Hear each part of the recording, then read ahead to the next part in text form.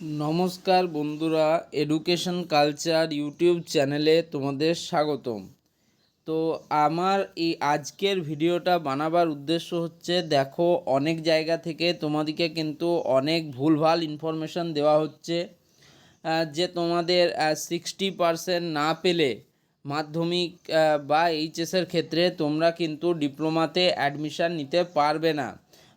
এমনটা কিন্তু এত ভুল ইনফরমেশান কিন্তু প্রচুর স্প্রেড হচ্ছে, এবং তোমাদেরকে আমি বলবো যে সেই সমস্ত যেখান থেকে ভুল ইনফরমেশান পাবলিশ করা হচ্ছে সেই জায়গাগুলো থেকে একটু দূরে থাকো। দেখো, সত্যি বলতে গেলে ডিপ্লোমার 3 ইয়ার্সের পর যখন তোমরা প্লেসমেন্টের থ্রুতে কিন্তু কলেজে প্লেসমেন্টে বসবে, সেটা অন ক্যাম্পাস হতে পারে বা তুমি নিজের থেকে কোথাও গিয়ে প্লেসমেন্টে বসতে পারো, সেটাকে অফ ক্যাম্পাস প্লেসমেন্ট বলে, তো সেটা তুমি করতেই পারো। তো সেক্ষেত্রে অনেক সময় তোমাদের সেই কোম্পানিগুলো কিছু ক্রাইটেরিয়া বেঁধে দেয় এবং তার উপর বেস করে তোমরা কিন্তু সেই কোম্পানিগুলোতে ইন্টারভিউয়ের জন্য বা এক্সামিনেশনের জন্য কিন্তু বসতে পারো। আদারওয়াইজ এরকম কোনো ক্ষেত্র নেই যেখানে তোমার 60% ম্যান্ডেটরিভাবে লাগবে। আর কেউ তো দেখছি বলছে নাকি যে অ্যাডমিশন হওয়ার জন্যই 60% লাগবে। তো দেখো, একটা কথা বলি, বহুদিন আগে কিন্তু একটা নিয়ম চালু ছিল পলিটেকনিকের ক্ষেত্রে যে 35% অ্যান্ড অ্যাবাভ না পেলে কিন্তু অ্যাডমিশন নেওয়া যেত না। সেটা কিন্তু অনেক দিন আগেকার কথা, এখন কিন্তু সেরকম কোনো কিছু বিষয় নেই। আমি একদম অফিসিয়াল তোমাদের জেক্সপো ভোকলেটের যে তোমাদের এই বছর যে ইনফরমেশান ব্রাউচার প্রকাশ করা হয়েছে, admission polytechnic in the first year for the academic session 2024-25-এর জন্য, সেখান থেকে তোমাদের একদম ডাইরেক্ট দেখিয়ে দিচ্ছি যে দেখো তারা কত ভুল বলছে। সবার প্রথমে এলিজিবিলিটি ক্রাইটেরিয়াটার কথা বলে দিই, যেটা এখানে লেখা রয়েছে, দেখে নাও। Eligibility criteria of applicants citizenship হচ্ছে মাস্ট বি ইন্ডিয়ান সিটিজেন, সবার প্রথমে ভারতীয় নাগরিক হতেই হবে।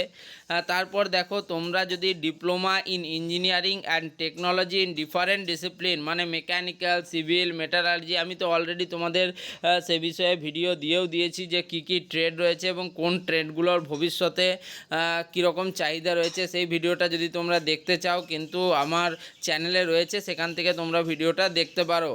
তো দেখো, diploma in engineering and technology in different discipline admission in the first ইয়ার, প্রথম বর্ষে অ্যাডমিশনের জন্য সমস্ত পলিটেকনিক ইনস্টিটিউটের এলিজিবিলিটি কোয়ালিফিকেশানটা একটু দেখে নাও। দেখো কী লেখাছে, পাস্ট অর অ্যাপিয়ার্ড মাধ্যমিক or class 10th equivalent board examination with science or physical science and mathematics from any recognized board /council/institute। বুঝতে পারলে? মানে তোমাকে শুধু বলা হয়েছে যে মাধ্যমিক পাস করতে হবে, বা যারা এই বছর মাধ্যমিক দিয়েছিলে, যেহেতু এটা অনেক আগে প্রকাশ করা হয়েছে, তখনও কিন্তু রেজাল্ট তোমাদের পাবলিশ হয়নি। রেজাল্ট পাবলিশ হওয়ার পর তোমরাও কিন্তু মাধ্যমিক পাস করে গেছো। সেক্ষেত্রে যে কোনো স্টুডেন্ট যারা মাধ্যমিক বা ক্লাস 10তে সমতুল্য সেকেন্ডারি পরীক্ষা দিয়েছো, যাদের সাবজেক্টের মধ্যে ফিজিক্যাল সায়েন্স এবং ম্যাথামেটিক্স রয়েছে, এমন স্টুডেন্টরা প্রত্যেকেই কিন্তু এলিজিবেল জেক্সপো ভোকলেটের জন্য। ওকে, তাই 60% ক্রাইটেরিয়ার কথা কে বলছে আমি অন্ততপক্ষে জানি না। নেক্সট হচ্ছে, দেখো, subject to submission of pass certificate or marksheet at the time of counselling or admission কিন্তু তোমাদেরকে দিতে হবে। তোমরা অলরেডি আশা করি মাধ্যমিক পাস ক্যান্ডিডেটরা তো পেয়ে গিয়েছো, 2 তারিখেই তোমরা তোমাদের মার্কশিট অ্যান্ড সার্টিফিকেট পেয়ে গেছো।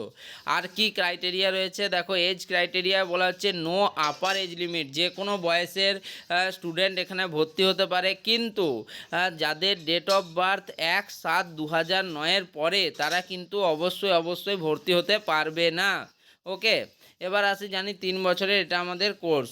তো যাই হোক, আমি তোমাদের দেখিয়ে দিলাম যে দেখো কোনো রকম কোথাও কিন্তু লেখা নেই যে 60% পেতে হবে তাহলেই তুমি অ্যাডমিশান নিতে পারবে। এই ভুল ধারণাগুলো নিজের মন থেকে পরিত্যাগ করো, এবং যারা এরকম ভিডিও বানাচ্ছে তাদের চ্যানেলগুলোও দেখার কোনো প্রয়োজন নেই।